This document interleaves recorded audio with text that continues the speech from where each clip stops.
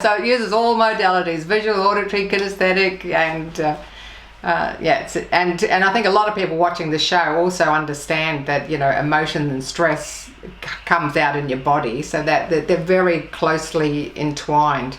Your emotional, psychological state and your physical state. That deserves to be referred to, because what you said is something quite profound there, Carol. I see myself as an archaeologist of the soul. What I mean by that is that I see all of us humans buried in our own landscape, meaning that first, as I see it, it's my job, or people in a similar position, people who I train, to free the physical layers of tension that are on the surface, that hold tensions in place, that keep people in these ongoing patterns. Underneath the physical layer is the emotions, the self-talk that holds, just like you said just now, these old habit patterns, even if they're not what they really want because they're familiar, they keep repeating them in place. And once the physical and emotional layers are unraveled, and I introduce self-talk with the stretching, the rhyming, and the breathing, then the creativity can come through. People's gifts of expression, to be a public speaker, to be a singer, a dancer, a nurturer, to find a gift that was buried inside, unearthing, coming out into their lives. So that's how it works. It's these different layers of physical, emotional, and creative. Once bound, now bound to release. Yeah. So what sort of challenges have you been helping people with over the last 50 years? My main gift seems to be in freeing people from the habit pattern, the familiar pattern of doing what I'm doing with of pulling back, of holding back their love, their wisdom, their creativity. They're putting their foot down. I see the body now as a series of dynamic conversations that are embedded in different places. And so when I find out not only where the physical tension is, if it is in the neck, it's probably something to do with speaking up, or the shoulders up to the ears, not feeling safe to be heard. The area around the chest and the heart. I won't let myself get rejected from another relationship, and then I also won't let love in or money. So I see these patterns, and I know these patterns, so I work with all of these conversations to shift the inner dialogue while we're shifting the muscles.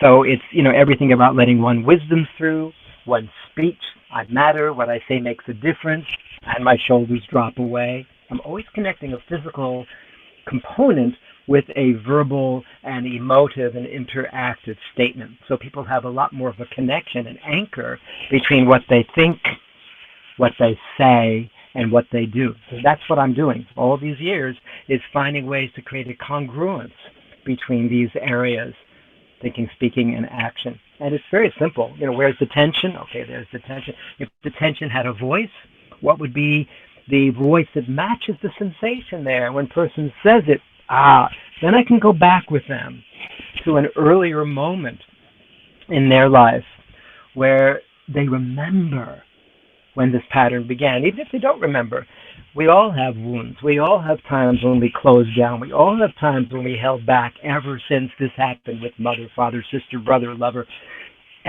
So I replay the moment with them. We actually reenact it like a psychodramatic moment. I did studies in psychodrama too. And by replaying the moment, then we shift the way that the moment is remembered. We change the ending. So there's a different memory, a different recall, and people return to this as the new self-talk, the new default program, rather than the old litany that continues to repeat forever. So I'm constantly doing pattern interrupts. This is me throwing a monkey wrench into the works. I would say, because I've done a lot of work on affirmations and visualizations and body work as well, that sort of brings it all together. Exactly. It brings it all together.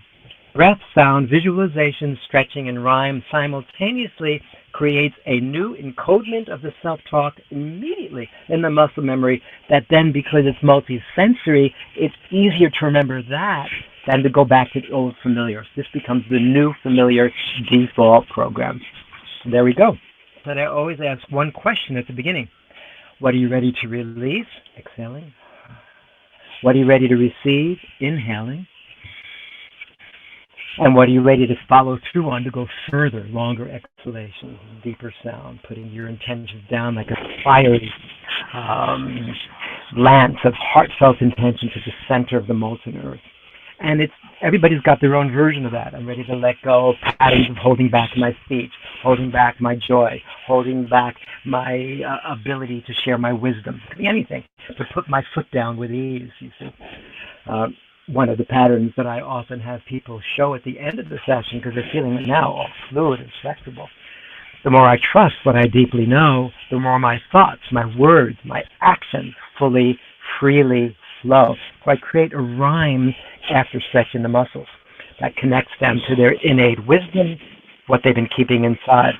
On the exhalations, that's focusing on the lower body, the pelvis, the muscles that are called the psoas muscles that look like violin strings, connecting the third lumbar, lower back area to the hip joint. And when we stretch those, people can let go more easily of holding on to a familiar relationship that's not good for them personally, professionally. That's the exhalation. On the inhalation, what happens when we inhale? We are receiving. So our relationship to receiving, breath, life force, emotional support in relationships, abundance on all levels and dimensions of one's being, is metaphored by the upper torso. So if you, as a person, were hurt in a relationship, and we all were at one stage, and you made a decision, I'm not going to get hurt again, what happens to the physical body? It tightens. I'm not going to get hurt. I'm going to be tight. I'm going to be rigid. No one's going to get in and hurt me. But what they don't realize is, not only am I not letting people in, I'm not letting love in, I'm not letting experiences in, money, opportunity. And so as I stretch the wings here and free the wings, then a whole different conversation shifts to, I'm ready to have it all. I allow full breath. I receive beautiful colors, sunrise, lifting inhales, and I claim full breath in, embody my greatest fulfillment now. So we're looking at specifically what areas you're ready to have more inspiration and fullness and more room to let go and follow through on the exhalation. I put my foot down with ease. I often ask people to say at the end of the session, what matters the most to me? So we're connecting all different levels of consciousness through the body, through the being. I've been doing this so many thousands of times now all over the world. I know another historical pattern that has happened often after I work with person, either the first time or over the first few sessions online or in, human to human and face to face in the same room, is I've had this happen a number of times before, and people write about it and they go, oh my God. After the session, I felt wide open. I felt very receptive, and people that I've been wanting to reach for years. Person I've been talking about having a contract with me for years. They called me on the phone. People I've been wanting to reach. They've been writing to me. What did you do? What I did was I released the filter that kept people away. So suddenly opportunities came to them that were already going to be coming to them, but they've released this stance, this physical, energetic stance that they've had. Get away. I'm not ready, or I'm defensive, or I don't try. So that's what happens in the elegance of these sessions. It's quite remarkable. So when you ask these three questions, it could be something to do with their personal relationship.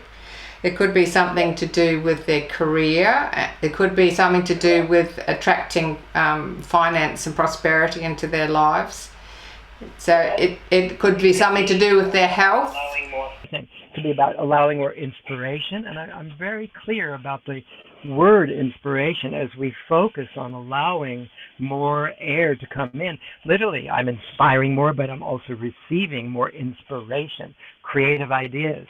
Some people who I've worked with, I remember when I first came to this part of the world, there was a woman who had had a session with me in San Francisco, and she invited me to come visit her and her family. I spent 6 months with them in Waiheke Island in New Zealand.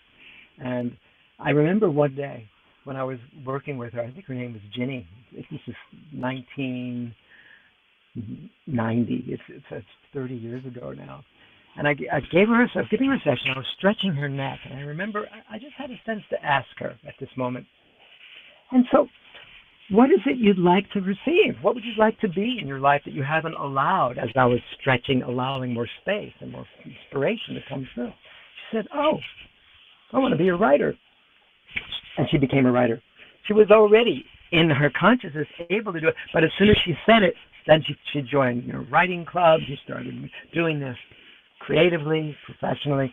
So it often, in just a moment, the spontaneity comes through, and the awakening that we wouldn't even think would be there is revealed to a person. Personal relationship, money, saying goodbye or attracting the right person or people. All of these are done with metaphors while stretching the muscles at the same time and opening up the creativity. Like I said a few times during our session here today, that we're freeing first the physical tension, then the emotional self-talk that keeps that tension in place, and then the third layer, digging underneath the landscape where people are already buried, then all this creativity comes through. Suddenly they become massively attractive to whatever it was that they've been resisting, that they've been thinking that they wanted. So it's a really simple process by shifting the old familiar to a new familiar, and then this becomes attractive. You don't pay attention to the other anymore. Hello.